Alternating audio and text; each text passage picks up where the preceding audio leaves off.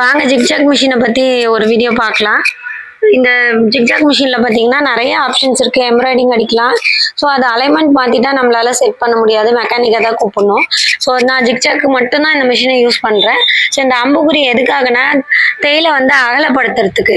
So zigzag தேயில் வந்து பார்த்தீங்கன்னா இந்த பக்கம் ஒரு ஸ்டிச்சிங், இந்த பக்கம் ஒரு ஸ்டிச் தான் போகும், நேராக போகாது. ஸோ சைடு அப்படி இப்படி மாறி மாறி தான் வரும்.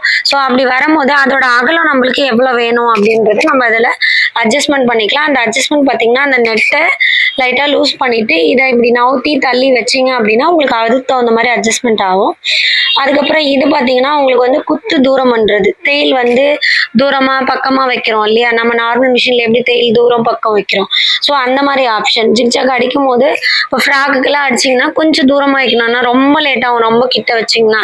ஸோ அந்த மாதிரி கொஞ்சம் தூரம் வச்சு அடிச்சிங்கன்னா உங்களுக்கு க்ளீனாக வரும். இந்த மாதிரி அடிச்சு பாருங்க.